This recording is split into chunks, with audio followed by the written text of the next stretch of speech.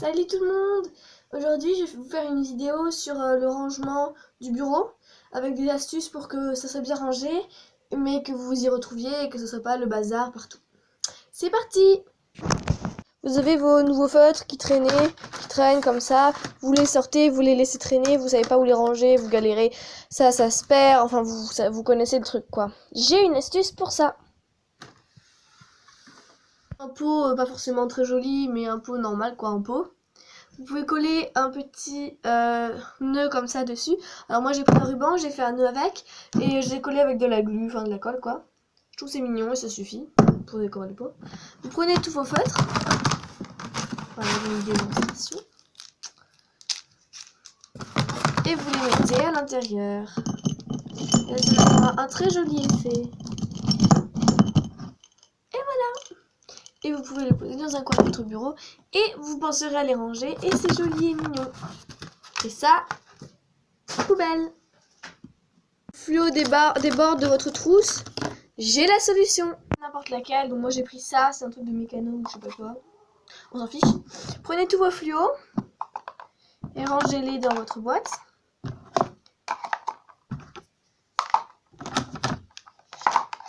Ensuite prenez un post-it et écrivez un fluo dessus. Un post-it avec écrit fluo dessus. Et vous pouvez le mettre sur un côté sans que ça vous gêne et que ça déborde de votre trousse. Et ça sera bien. Plein de feutres qui ne rentrent pas dans votre trousse. Eh bien, j'ai une solution. Vos feutres, pas votre trousse normale, hein, mais tous vos feutres et choisissez ceux que vous préférez et mettez-les soigneusement dans votre trousse que vous viderez avant. Tous ces feutres, eh ben, ils marchent. Et on va bien les mettre dans la trousse. Voilà. Et après tout le reste, ils sont pas ordonnés. On s'en fiche, vous les virez. Vous pouvez, et si vous savez pas où les mettre, gardez-les ensemble quelque part, je sais pas trop où, mais un endroit où vous pouvez les garder, c'est tout ce que je sais. Hop. Ah, vous pouvez récupérer une boîte que vous décorerez après et vous mettez tous ces feutres que vous n'utilisez plus. Vraiment des boîtes qui traînent. Ne me dites pas le contraire, je le sais. Et mettez tout ce que vous... Ah, et si vous récupérez des vieux crayons papier, gardez-les. Hein. Ça peut vous servir. Ça peut servir. Ça, on s'en fiche. Tout ce que vous en fichez, vous l'enlevez, hein, bien sûr. Donc je vais pas vous faire tout le truc où je les mets tout dedans parce que ça va être un peu ennuyant. Donc c'est j'ai rempli mon petit truc que je vais ranger quelque part dans ma chambre, je ne sais pas encore où. Mais au moins ce ne sera plus en plein milieu sur ma table. Chose qui traîne sur votre table, des petits bouts de papier, des petits trucs. J'ai une solution. Autre petite boîte, je sais je demande beaucoup de petites boîtes, enfin moi j'en ai beaucoup mais vous prenez tous vos petits bidules, vous les mettez dedans. Les petits bidules de la table, hein, genre les petits bouts de papier qui tombent et quand elle sera pleine, vous la videz à la poubelle. Comme ça, quand vous faites un truc, vous n'allez pas aller jusqu'à la poubelle à chaque fois. Et c'est beaucoup plus pratique. À part si votre poubelle est juste en dessous de votre bureau. Là, par contre, vous n'avez pas besoin, bien sûr. Mais ça, pas besoin de le dire. Vous pouvez prendre un petit post-it et mettre poubelle.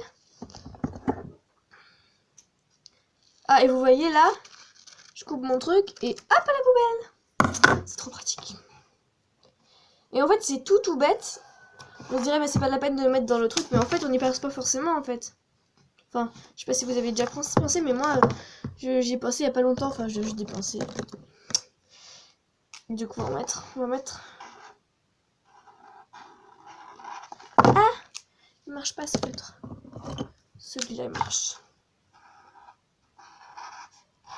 Poubelle. Vous pouvez par exemple la mettre à côté des outils. Bel outil. Voilà. Vous pouvez, si vous avez des post-it qui traînent, vous pouvez par exemple les mettre dans les outils.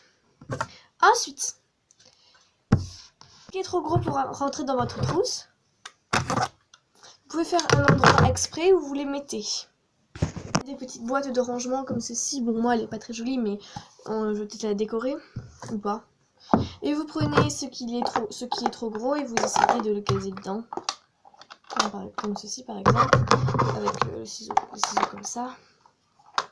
Voilà, petite organisation. Et vous pouvez mettre un petit post-it dessus. Encore, oui je sais j'aime bien les post-it. Au moins vous savez direct ce qu'il y a dedans.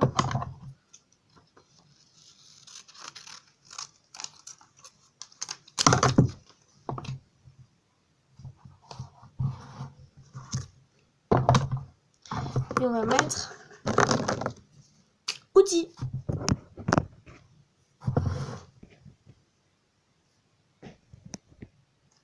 Et voilà, outils. Vous pouvez le mettre sur un bord de votre table. Vous avez plein de choses à faire et vous ne savez pas comment faire.